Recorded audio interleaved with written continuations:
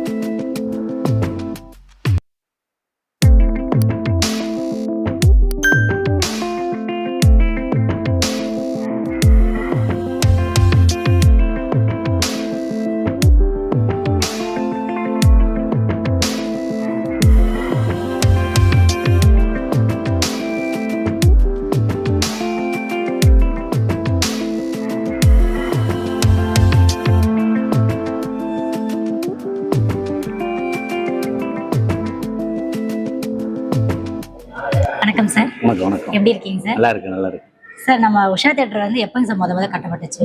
1968 69 68 கட்டிட்டீங்க. முத நீங்க கட்டின தியேட்டர் தான் கட்டணும்ன்ற ஐடியா உங்களுக்கு எப்படிங்க சார் வந்துச்சு? எங்க அப்பா அவருடைய விருப்பம் இது. அவர் தான் தியேட்டர் கட்டி ஓட்டணும்னு சொன்னாரு. அதனால அவர் இருக்கும்போது கட்டணும் தியேட்டர். சக்சஸ்ஃபுல்லா போயிட்டு இருக்கு. சூப்பருங்க சார். சார் நம்ம இப்போ தியேட்டர் நம்ம பழைய ஃபெசிலிட்டிஸ் எல்லாம் என்னென்னங்க சார் இருந்துச்சு? பழசுல ஃபிலிம் ரயிலுங்க, ப்ரொஜெக்டரு, கார்பன் இதுதான் அப்போ வச்சு ஓடிட்டு இருந்தது. அவ்வளவுதான் முதல்ல. இப்பதான் லேட்டஸ்ட் நிறைய வந்துருக்கு. இப்போ என்னென்ன டெக்னாலஜி சார் நம்ம இப்போ டிஜிட்டல் வந்துச்சுங்க, 3D வந்திருக்கு. உங்களுக்கு நெட்ல டிக்கெட் போடுற மாதிரிலாம் வந்திருக்கு. நிறைய இப்போ ப்ரொஜெக்ட் எல்லாம் லேட்டஸ்ட் எல்லாம் நிறைய வந்திருக்குதுங்க. நிறைய ஐமேக்ஸ் மாதிரி அது மாதிரிலாம் நிறைய ப்ரொஜெக்ட் எல்லாம் வந்திருக்கு. எப்படிங்க சார் போயிட்டு இருக்கு இப்போ? மக்களுடைய கஸ்டமர்ல எப்படி இருக்காங்க? மக்கள் நல்ல படம் போட்டா வராங்க, பாக்குறாங்க. அது போட்டலே நல்ல படம் தானங்க சார் உஷா தியேட்டர்னாலே? அது நல்ல படம் தான். எல்லா படத்துக்குமே நிறைய வராங்க. திருப்பூர்ல லேபர் ஏரியா இருக்கிறதுனால நிறைய வராங்க. கிளாஸ் ஆடியன்ஸ் நிறைய வராங்க. எல்லாருமே படம் பார்க்கறதுக்கு போவாங்க. வீட்டுல பாக்குறத கூட தியேட்டர்ல பாக்குறதுக்கு எல்லாம் விருப்பப்படுறாங்க. சார், நம்ம தியேட்டருக்கு வந்திருக்க திரைப்பிரபலங்கள் மற்றும் தலைவர்கள் அந்த மாதிரி எல்லாம் யாரும்? கார்த்தி, தனுஷு, சிவகார்த்திகேயன், விஷால் எல்லாருமே வந்திருக்காங்க. ஆர்டிஸ்ட் எல்லாமே நம்ம தியேட்டர் தொட்டிருக்காங்க. ஆமா, எல்லாரும் வந்திருக்காங்க. எந்த படம் போட்டாலும் நல்லா ஓடும். அதனால எல்லாருமே வந்துட்டு போறாங்க. சூப்பருங்க சார். சார், நம்ம தியேட்டரோட சிறப்பம்சங்களை பத்தி சொல்லுங்க சார். தியேட்டர் உங்களுக்கு நல்ல பாக்ஸ் ஃபேமிலி பாக்ஸ் மாதிரி இருக்கும். அதே மாதிரி சீட் எல்லாம் நல்லா புஷ் பேக்கு இருக்கிற மாதிரி.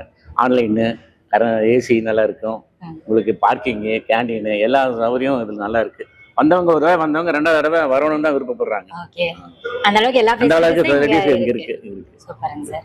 சார், நம்ம தியேட்டர்ல ஓடின பழைய படத்திலே எது பெஸ்டா இருந்ததுங்க சார்? உலகம் சுற்றுவாளிவன் எம்ஜிஆர் நடிச்சது, மாட்டுக்கார் வேலன், சோலை படம், 16 வயதினிலே, அதெல்லாம் நல்லா ஓடிச்சு. இப்போ லேட்டஸ்ட்ல ஒன்னது கருப்பு, தாய் கிழவி, இதெல்லாம் நல்லா போச்சு. இப்போ என்னங்க சார் போயிட்டு இருக்கு? இப்போ கரண்ட்ல மூவி கரண்ட்ல என்ன படம்னா இதய முரளி ஒண்ணு, அவங்களுக்கு கட்டா குஸ்தி ஒண்ணு, 2 போயிட்டு சார் உலகம் சுற்றும் வாலிபன் படம் பார்க்கும்போது தியேட்டர்ல படுத்தெல்லாம் நிறைய பேர் பார்த்தாங்களாமா, அதெல்லாம் நாங்க கேள்விப்பட்டிருக்கோம். ஆமா இப்ப ஆமாங்க. எப்படிங்க சார் இருக்கு? இப்ப அந்த மாதிரி இல்லைங்க. அப்பெல்லாம் வந்து ஒரு கியூவே வந்து இங்கிருந்து 1 மைல் தூரத்துக்கு இருக்கும் படம் பார்க்கற கியூ நின்று இருக்கு. ஓகே. 5-6 படம்னா அவ்வளவு விரும்பி எல்லாம் பார்ப்பாங்க. எங்களால கூட்டத்தையே கண்ட்ரோல் பண்ண முடியாத அளவுக்கு கூட்டம் வரும். இப்ப அந்த அளவுக்கு இல்லைங்க. இப்ப நார்மலா இப்பெல்லாம் வந்து ஆன்லைன்ல வந்துருக்குங்களா, அதனால எல்லாம் போட்டுட்டு டைமுக்கு வருது. ஆனா அந்த டைமுக்கு வந்து போயிடுறாங்க. இப்போ நம்ம எதிர்பார்த்திருப்போம் இந்த படம் செம்மையா ஹிட் கொடுக்கும் அப்படின்னுட்டு. ஆனா அப்படி எதிர்பார்க்கிற சமயத்துல திடீர்னு ஒரு படம் ஓடாம போயிருக்கும் அப்படின்னா நீங்க என்ன படம் சார்? அந்த பெடின்னு ஒரு படம், பிரபாஸ் நடிச்ச படம், இதெல்லாம் சரியா ரொம்ப எதிர்பார்த்தாங்க. ஆனா ஓடல. அதெல்லாம் ஓடல. அப்ப உங்களுக்கு எப்படிங்க சார் இருந்துச்சு? சரி, அடுத்த படம் நல்லா உடம்பா அவர் கொடுப்பாங்கன்னு நினைச்சிட்டு நாங்க எங்களை தேத்திக்கிட்டோம். இப்ப நம்ம கூட இந்த உஷா தியேட்டரோட partner, one of the partner Manoharan sir அவர் இணைஞ்சிருக்காங்க. அவர்கிட்ட இன்னும் சில கேள்விகளை கேட்டு தெரிஞ்சுக்கலாம். வணக்கம் சார். வணக்கம். நல்லா இருக்கீங்களா? நல்லா இருக்கம்மா. சார், நம்ம லாஸ்டா 2007 வருஷம் வந்து என்ன சொல்ல மறக்க முடியாத ஒரு நிகழ்வு இங்க நடந்ததா சொன்னாங்க சார். அதுல இருந்து எப்படி நீங்க மீண்டு வந்தீங்க, அது எப்படி ஆச்சுன்றத பத்தி எங்களுக்கு சொல்லுங்க சார். ஆக்சுவலா கார்த்தி நடிச்ச பருத்தி வீரன் படம் அவருடைய முதல் படம். அது நல்ல வெற்றிகரமா ஓடிட்டு இருந்தது. அதுக்கு வெற்றி விழா கொண்டாடுறதுக்காக ஒரு நிகழ்ச்சி ஏற்பாடு பண்ணியிருந்தாங்க. அது இரவு காட்சி தான் பண்ணணும். அது ஃபங்க்ஷன் எல்லாம் முடிஞ்சு எல்லாரும் போயிட்டாங்க. அப்புறம் பார்த்தா திடீர்னு ஒரு 1:30-2 மணிக்கு மேல இங்கிருந்து போனேன், இந்த மாதிரி ஒரு ஃபயர் ஆயிடுச்சு அப்படின்ட்டு. நாங்கள் வந்து சிரமப்பட்டு கட்டுப்படுத்த முயற்சி பண்ணால் அது இல்லை. அது ஒரு இதில் எங்களுக்கு ஒரு வரப்பிரசாதம் மாதிரி, ஏன்னா அதை மறுபடியும் ரெனோவேட் பண்றதுக்கு எங்களுக்கு ஒரு வாய்ப்பு அமைஞ்சிருச்சு. அதனால எந்த ஒரு கெட்ட நிகழ்ச்சியும் நம்ம கெட்டதா நினைக்க வேண்டியது இல்லை. அதுல இருந்து ஒரு சின்ன குழு எடுத்துக்கிட்டு நம்ம வெற்றிகரமா முன்னேறி போக முடியும். இந்த அளவுக்கு பிரம்மாண்டமா வந்திருக்கு. கெட்டதுலயும் நல்லது நடந்த மாதிரி ஒரு தியேட்டர் போய் 2 தியேட்டர் மாறிச்சு இல்லைங்க சார்? அதுக்கப்புறமா 2 தியேட்டர் ஆச்சு.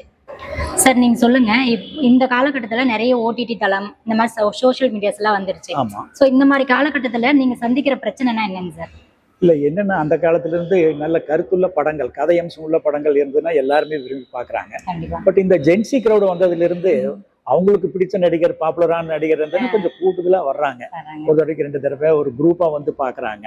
அது ஒரு வித்தியாசம் இருக்குது எங்களுக்கு.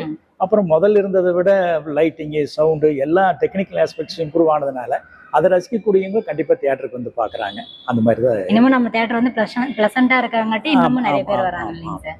சார், சமீப காலத்துல என்னன்னா எல்லாமே இந்த தியேட்டருங்க எல்லாமே மேக்சிமம் இந்த துணிக்கடை, ஷாப்பிங் காம்ப்ளெக்ஸ் இந்த மாதிரி எல்லாம் மாறிட்டு இருக்குங்க சார். இதை பத்தி உங்களுடைய கருத்து என்னங்க சார்? இல்ல, ஒரு சில தியேட்டருக்கு தனி தியேட்டரா இருக்கிற போது அந்த மாதிரி ஒரு சூழ்நிலை ஏற்படுது. அதுக்கு காரணம் என்னன்னா வயபிலிட்டின்னு சொல்ற அந்த கட்டுப்பாடியான இது கிடைக்கிறது இல்லை. ஏன்னா எலக்ட்ரிசிட்டி சார்ஜஸ் ஜாஸ்தி, டேக்ஸ் ஸ்ட்ரக்சர் கரெக்டா இல்லை. ஒரே டைம்ல எல்லா தியேட்டர்களையும் திரையிடுறாங்க. ஏன்னா டிஜிட்டல் வந்துட்டதுனால முதல்ல லிமிடெட் பிரிண்ட் தான் இருக்கும். அப்போ ஒரு தியேட்டர்ல ஒரு பிரபல நடிகர் நடிச்சு ஓடுதுன்னா இன்னொரு தியேட்டர் இன்னொரு படம் ஓடும்போது 2 பேருக்குமே கூட்டம் வரும். இப்ப அந்த மாதிரி சூழ்நிலைகள் அமையல. அது இல்லாம இது யூடியூப், இந்த மாதிரி சோசியல் மீடியா இதுல எல்லாம் நிறைய செலவு பண்றாங்க ஜனங்க. அப்புறம் இன்னொன்று முக்கியமான சோசியல்ல நமக்கு வருத்தப்படக்கூடிய சமாச்சாரம் என்னன்னா, எல்லாரும் இந்த குடிபோதை கடுமையானதுனால செலவு அதுக்கு பண்ணிட்டு இந்த தியேட்டர் பக்கம் வர்றதை குறைச்சிக்கிறாங்க. அது ஒரு வருத்தமான செய்தி தான். இருந்தாலும் அதையும் மீறி ஜனங்கள் வந்துகிட்டு தான் இருக்கிறாங்க. அதுதான் சார் ரியாலிட்டி இன்னைக்கு. ஆனா இல்லைங்களா? ஆமா சார், இப்போ சென்னை, கோவை இந்த மாதிரி பல இடத்துல இருக்கிற தியேட்டர்ஸ்ல எல்லாம் ஃபுட் எல்லாம் வந்து காஸ்ட்லியா இருக்குன்னு சொல்லி மக்கள் ஃபீல் பண்றாங்க. சோ இதை பத்தி உங்களுடைய கருத்து என்னங்க சார்? இப்போ இது தியேட்டர்னு சொன்னா ஒரு அளவான கிரௌடு வர இடம். அதுக்கானது வந்து நிறைய செஞ்சுட்டு இருந்து வேஸ்ட் ஆகக்கூடாது இல்லைங்களா? அதனால சிலதெல்லாம் விலை கொஞ்சம் ஜாஸ்தி இருந்தால் தான் அவங்களுக்கு கட்டுப்படி ஆகும். அதனால சில ஊர்களில் சில ஜாஸ்தி இருக்கிறதுக்கான சந்தர்ப்பம் இருக்கு. இப்போ நம்ம தியேட்டர்லாம் ஃபுட்டோட எங்களுக்கு எல்லாமே எப்பவுமே கம்மியாக தான் இருக்குங்க. கம்மியாக தான் இருக்கும். எல்லாமே கரண்ட் ரேட்டு தான் இருக்கும். எல்லா ஃபுட்டுமே எல்லாமே நல்லா இருக்குன்னு சொல்லி விரும்பி வாங்கி சாப்பிட்டு போறாங்க இருக்காங்க. சார், ஆக்சுவலா இந்த கொஸ்டின் நான் கேட்க கூடாதுதான், இருந்தாலும் எனக்கு ஒரு கியூரியாசிட்டி.